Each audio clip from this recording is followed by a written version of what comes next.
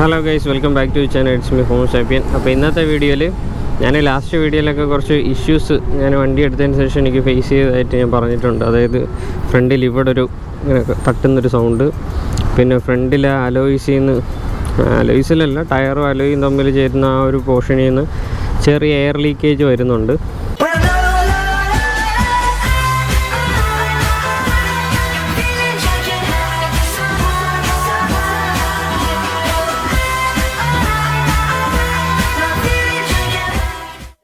പിന്നെ എനിക്ക് കിട്ടിയപ്പം സൈഡ് പാനലിൽ ചെറിയൊരു സ്ക്രാച്ച് ഉണ്ടായിരുന്നു. അപ്പോൾ ഇത് ഇത്രയാണ് ഇഷ്യൂ. നമുക്ക് എന്തായാലും പോയി നോക്കാം. അപ്പോൾ നമ്മൾ ഓൺലൈൻ വിളിച്ച് ബുക്ക് ചെയ്യുമ്പോൾ അവർ സ്ലോട്ട് അലോക്കേറ്റ് ചെയ്തിട്ട് നമ്മളെ മെസ്സേജ് വരുമെന്നൊക്കെയാണ് പറയുന്നത്. അവർ കൂടെ ഒരു ഐഡിയും കൂടെ പറഞ്ഞു തരും, ഒരു 6 or 8 ഡിജിറ്റ് ഒരു ഐഡിയും കൂടെ പറഞ്ഞു തരും. അപ്പോൾ അതും കൊണ്ട് വേണം നമ്മൾ പോയി. അപ്പോൾ എൻ്റെ കേസിൽ ഇപ്പം നെടുമങ്ങാട് ഷോറൂമിൽ നിന്ന് ഇന്ന് കൊണ്ടു ചെല്ലാൻ പറഞ്ഞു. ഇന്നലെയാണ് ഞാൻ ബുക്ക് ചെയ്തത്. അപ്പോൾ അങ്ങോട്ട് പൊയ്ക്കൊണ്ടിരിക്കുകയാണ്. അപ്പോൾ ഞാൻ മുട്ടത്തറ ഷോറൂമിൽ പോയിട്ടില്ല. അപ്പോൾ ഞാൻ മാപ്പ് ഇട്ടാണ് പോകുന്നത്. ഇപ്പം ലേറ്റസ്റ്റ് അപ്ഡേറ്റിൽ വന്ന ഓല മാപ്പ് എന്ന് പറയുന്ന മാപ്പാണ്. കൊള്ളാം.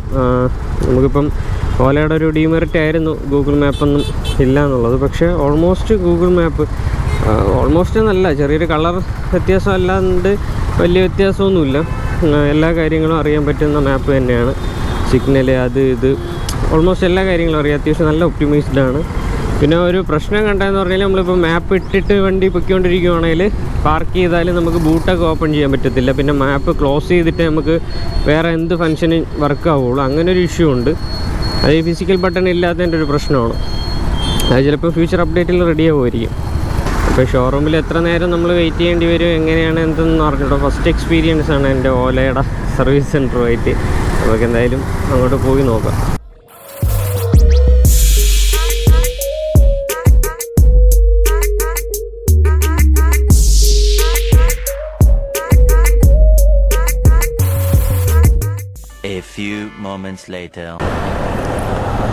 അപ്പോൾ സർവീസ് കഴിഞ്ഞ് വണ്ടി കിട്ടി. ഇപ്പോൾ സമയം 5 മണി, 5:07 രാവിലെ 10:30 വന്നതാണ്. ഇത്രയും ടൈം എടുക്കും. ഉണ്ടായ കഥ എന്താണെന്ന് പറഞ്ഞാൽ, എനിക്കുണ്ടായിരുന്ന ഇഷ്യൂ ഫ്രണ്ട് ഇവിടെ ഒരു നോയ്സ് വന്നിട്ടുണ്ടായിരുന്നു. കട്ടറിലൊക്കെ ചാടുമ്പോൾ ഭയങ്കര ഇറിറ്റേറ്റിംഗ് ഒരു സ്ക്ലാറ്ററിങ് സൗണ്ടാണ്. പിന്നെ വന്നിട്ട് ഫ്രണ്ടിൽ നിന്ന് എയർ ലീക്കേജ്, പിന്നെ വന്നിട്ട് സൈഡ് പാനൽ സ്ക്രാച്ച് വണ്ടി കിട്ടിയപ്പോഴേ. അപ്പോൾ അതിൽ ഈ പറഞ്ഞ നോയ്സ് അവർ ഇളക്കി കോണും ബോളും ടൈറ്റ് ചെയ്തു. പിന്നെ ഈ കുറച്ച് ക്ലിപ്പ് കാര്യങ്ങളൊക്കെ ഉണ്ടായിരുന്നു, അതെല്ലാം മാറി. വേറെ ഒന്നും പൊട്ടിയിട്ടൊന്നും ഇല്ലായിരുന്നു, പക്ഷേ ക്ലിപ്പ് മാറി, എല്ലാം സെറ്റ് ചെയ്തു. സൈഡ് പാനലും മാറി, വാറണ്ടി തന്നെ. 1 രൂപ പോലും കയ്യിൽ നിന്ന് ചിലവായില്ല. അപ്പോൾ അതിൽ സർവീസ് ഇത്രയും നേരം ഇരിക്കേണ്ടി വന്നു. അതിപ്പോൾ നമ്മൾ വരുന്ന സർവീസിന് കൊണ്ട് കൊടുക്കുമ്പോഴും ഇതേപോലെ തന്നെ രാവിലെ തൊട്ട് വൈകുന്നേരം വരെ ഇരിക്കണം. അത് സീനിയറിറ്റി അനുസരിച്ചിട്ടാണ് അവർ നോക്കുന്നത്. ബാക്കി അവരുടെ എന്താ പറയുക, ഡീലിങ്സൊക്കെ വലിയ കുഴപ്പമില്ല. കുറച്ച് ഗെയിം ഉള്ളവരും ഉണ്ട്, നല്ല ഡീൽ ചെയ്യുന്നവരും ഉണ്ട്. കുഴപ്പമില്ല, വലിയ പ്രശ്നമില്ല. പിന്നെ നമ്മളവിടെ ഇരിക്കുമ്പം തന്നെ 2-3 പേരൊക്കെ ഇഷ്യൂസ് ആയിട്ടൊക്കെ വന്ന് കുറച്ച് സീനിലോട്ട് പോവും. പ്രശ്നം എന്താണെന്ന് പറഞ്ഞാൽ ഇവരൊരിക്കലും കുറ്റം പറയാൻ പറ്റത്തില്ല. കാരണം അവരെ കയ്യിൽ തീരുന്നതിന് കൂടുതൽ വണ്ടികൾ അവിടെ ഇരിപ്പുണ്ട്. കാരണം അവിടെ അറ്റ് എ ടൈം ഒരു 7-8 വണ്ടിയെ വർക്ക് ചെയ്യാൻ പറ്റുള്ളൂ. പക്ഷേ അവിടെ ഒരു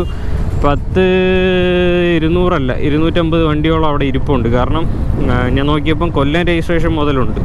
കൊല്ലം പിന്നെ തമിഴ്നാട് ബോർഡർ വരെയുള്ള രജിസ്ട്രേഷൻ വരെ ഇരിപ്പുണ്ട്. അപ്പോൾ ഇത്രയും ഏരിയയിലുള്ള വണ്ടികളെല്ലാം ഇവിടെയാണ് വരുന്നത്. അപ്പം നമ്പർ ഓഫ് സർവീസ് സെൻറ്റേഴ്സ് ഇല്ലാത്തതിൻ്റെ ഒരു കുഴപ്പമേ ഉള്ളൂ.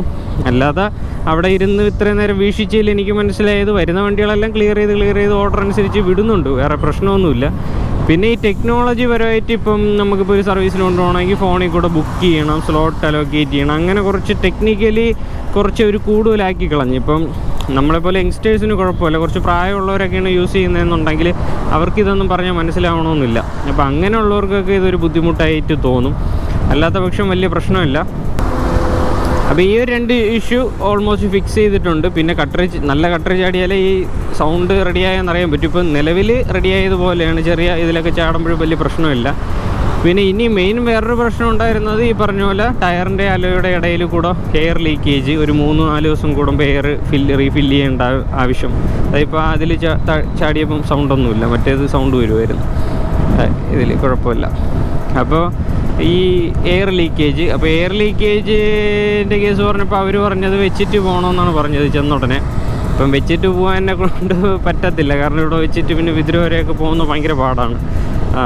അപ്പോൾ അതിൻ്റെ പ്രൊസീജിയർ അവരെനിക്ക് എക്സ്പ്ലെയിൻ ചെയ്ത് തന്നു. അതായത് ഇപ്പം അലോയുടെ പ്രശ്നമാണോ ടയറിൻ്റെ പ്രശ്നമാണോ എന്ന് ചെക്ക് ചെയ്യണം. അത് അവിടെ ചെക്ക് ചെയ്യാനുള്ള ഫെസിലിറ്റി ഇല്ല. അവർ അതിൻ്റെ അപ്പുറത്തൊരു സൂമർ ടയേഴ്സ് എന്നും പറഞ്ഞിട്ടൊരു കട, ഞാനത് ഇവിടെ വിഷ്വലി കാണിക്കാം. ആ ടയർ കടയിൽ കൊണ്ടുപോയാണ് അവർ ചെക്ക് ചെയ്യുന്നത്, ടയറിൻ്റെ പ്രശ്നമാണോ അലോയുടെ പ്രശ്നമാണോ എന്ന്. അത് ഫിക്സ് ചെയ്താൽ അതറിഞ്ഞാൽ മാത്രമേ നമുക്ക് ഏത് മാറണമെന്ന് അറിയാൻ പറ്റുള്ളൂ.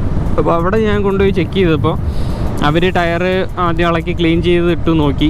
ക്ലീൻ ചെയ്തിടുമ്പോൾ ഇപ്പോൾ ഇതിൻ്റെ ഇടയിൽ വല്ല തരിമണലോ അങ്ങനെ എന്തെങ്കിലുമൊക്കെ ഇരുന്ന് കഴിഞ്ഞാൽ എയർ ലീക്കേജ് വരാൻ ചാൻസ് ഉണ്ട്. പിന്നെ മാനുഫാക്ചറിങ് ഡിഫക്റ്റ് വന്നാൽ എയർ ലീക്ക് വരാനുണ്ട്.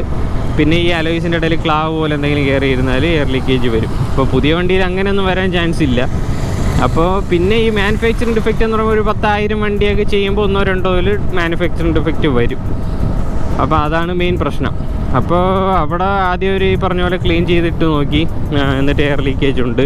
പിന്നെ അവർ ഓയിൽ തേച്ച് നോക്കി, എന്നിട്ടും ഉണ്ട്. പിന്നെ ഗ്രീസ് തേച്ച് നോക്കി, എന്നിട്ടും ഉണ്ട്.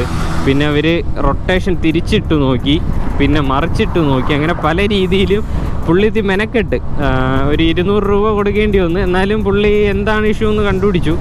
അപ്പോൾ അത് ഞാൻ വന്ന് ഷോറൂമിൽ പറഞ്ഞു. ഇല്ലെങ്കിൽ അപ്പം കാരണം അത്രയും ടൈം ഞാൻ സേവ് ചെയ്ത്, ഞാൻ കൊണ്ടുപോയി 200 രൂപ ചിലവായാലും ഞാൻ കൊണ്ടുപോയി അത്രയും ടൈം സേവ് ചെയ്ത്. ഇല്ലെങ്കിൽ അവിടെ വെച്ച് കഴിഞ്ഞാൽ പിന്നെ അവർ അലോക്കേറ്റ് ചെയ്ത് പിന്നെ അവർ കൊണ്ടുപോയി ചെക്ക് ചെയ്ത് എടുത്തൊക്കെ വരുമ്പോൾ 2-3 ദിവസം ഇവിടെ ഇരിക്കേണ്ടി വരും. അതുകൊണ്ട് ഞാൻ തന്നെ കൊണ്ടുപോയി ചെക്ക് ചെയ്തിട്ട് വന്ന് പറഞ്ഞു ഇന്ന പോലെയാണ്. അലോയ്ക്ക് പ്രശ്നമൊന്നുമില്ല, കാരണം അലോയ് പ്രശ്നം ഉണ്ടെങ്കിൽ എനിക്ക് ഈ കൂട്ടത്തിൽ മാറായിരുന്നു. അവിടെ ഇതുണ്ട്, സ്റ്റോക്കുണ്ട് അലോയ്സിൻ്റെ. അപ്പോൾ അലോയ്സിന് പ്രശ്നമല്ല, ഈ C8 ടയറിൻ്റെ ഇഷ്യൂ ആണ്.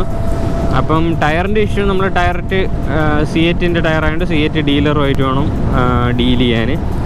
അപ്പം ഞാനിപ്പം ഇതാ പൊയ്ക്കൊണ്ടിരിക്കുന്നത് C8ൻ്റെ ഡീലറിൻ്റെ അടുത്തോട്ടാണ്. ശ്രീകാര്യത്താണ് ഇവിടെ വരുന്നത്.